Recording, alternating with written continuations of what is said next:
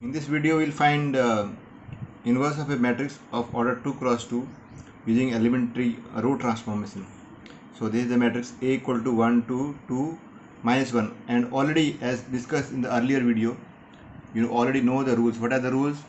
For row transformation, you have to write A always as I into A, and for column transformation, you have to write A as A into I. Since it is row transformation, so I will come first.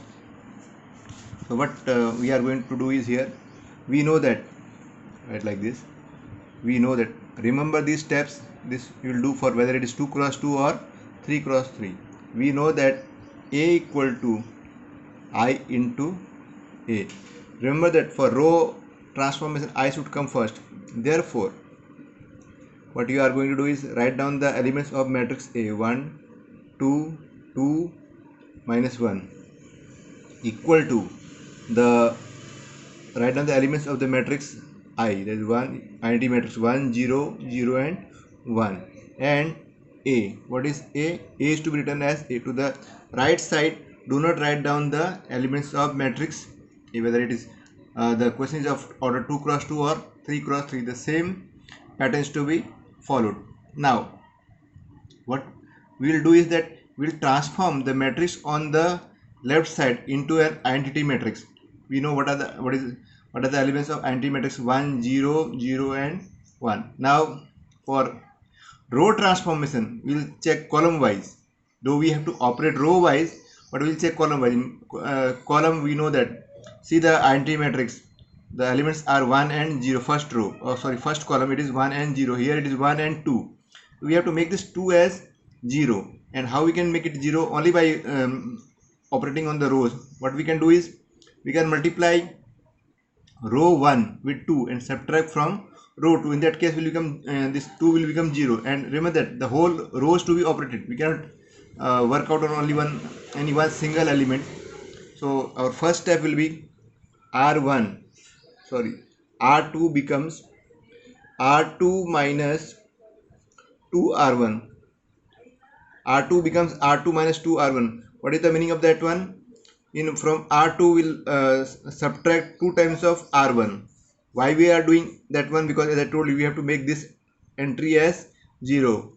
So we have, so that is what, applying, right, like this, applying R2 minus R1 we have. So what we are going to have is, there is no change in row 1. So row 1 you will write as it is 1, 2.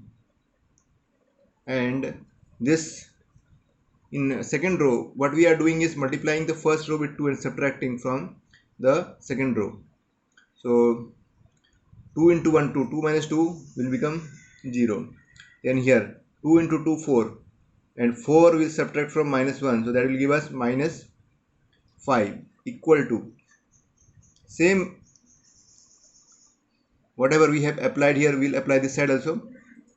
1, 0 will remain as it is. Now here also we will do the same operation, that is R2 minus 2R1. So from, we will multiply the elements of row 1 with 2 and subtract from the elements of row 2. So 2 into 1, 2, 0 minus 2, that is minus 2, and 0 into 2, that will become 0 only, so this will remain 1 only. So this is our first operation. R2 becomes R2 minus 2R1. Now you can see that column 1 is identical with the elements of the identity matrix. So 1, 0 is complete. Now next, our next aim will be to convert this column 2 in the form of 0 and 1. So we will do the next step now. Now you can see here what are the elements of the identity matrix 0 and 1. How to make it 1 is very simple one. What we can do is, both side we can divide R2 with minus 5, because minus 5 divided by minus 5 is 1. So let us do this operation. So applying R2 becomes R2 by minus 5. So dividing both sides of this equation, the second row with minus 5, will be getting, we have, let us see what we are going to have. There is no change here. There is only, we are operating on R2, so there is no change in R1. So R2 will remain as it is.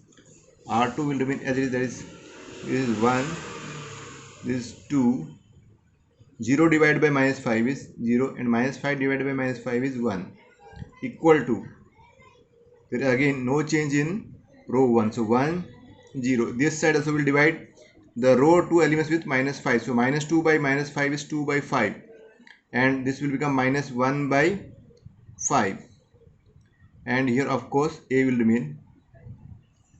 Now next what we'll do is, if you see the identity matrix, the elements are 1 0 and 0 and 1, so here it should be 0, you can see it here.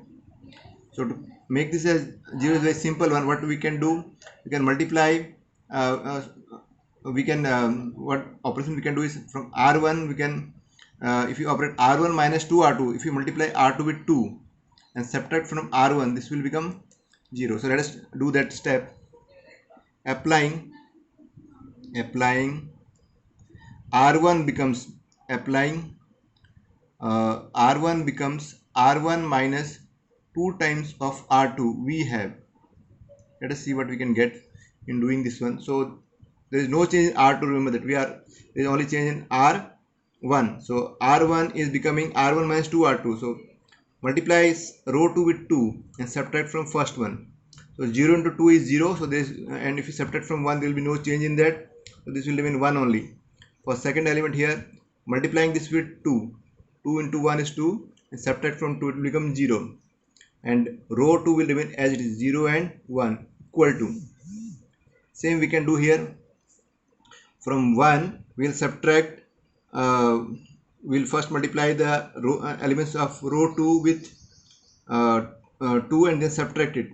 So this is 1 minus, this will become 1 minus 4 by 5, that is 1 by 5. Similarly we can do here also. 0 minus, if you multiply minus 1 by 5 with 2, we will get 2 by 5 and subtract from here, we will get 0 plus 2 by 5, that is 2 by 5, and there will be no change in the elements of the second row, 2 by 5 and minus 1 by 5, and this is A. So this will be our, now you can see that here we have got the identity matrix I, and we already know if you multiply two matrices and whenever we get identity matrix, the two matrices are inverse of each other, so this matrix will be an inverse of matrix A. Therefore we can say that A inverse equal to 1 0 0 and 1. So this is the inverse of the matrix A. Now one important note which you have to remember is that, note that it is not every square matrix is not having inverse. Every square matrix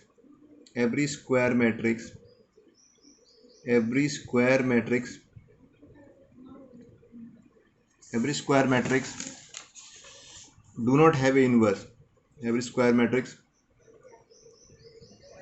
do not have a every square matrix do not have an inverse matrix. Every square matrix do not have an inverse.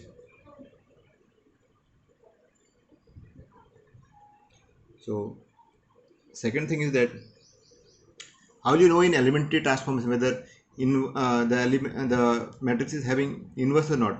If in if in elementary transformation, if in elementary transformation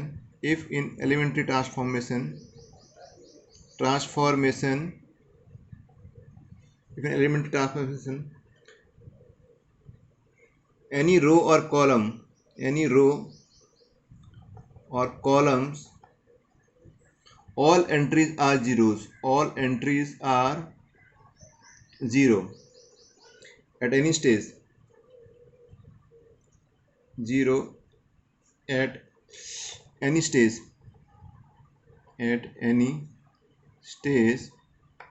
then inverse does not exist.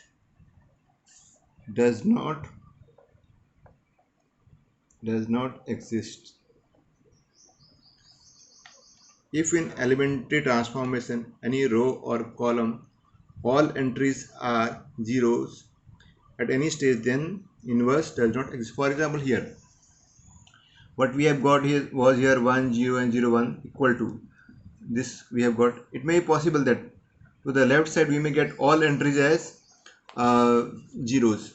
So suppose this row 2 is all entries are zeros, or row 1 all entries are zeros, or column 1 all entries are zeros, or column 2 all entries are zeros. In that case we will say that no inverse exists. So here if in elementary transformation any row or column all entries are 0 at any stage, then inverse does not exist. And of course this should be for the right hand side. So this is for right hand side, sorry, left hand side.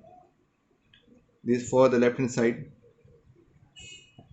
So for the left hand side of any equation in transformation, for left hand side, if in elementary transformation any row or columns all entries are zeros at any stage, the inverse does not exist. So remember that it should be for this side.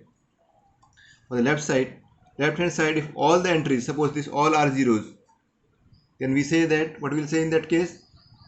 In that case we'll say that, or all these are zeros, we'll say that since all the elements of the rows or the columns are zero, therefore inverse does not exist.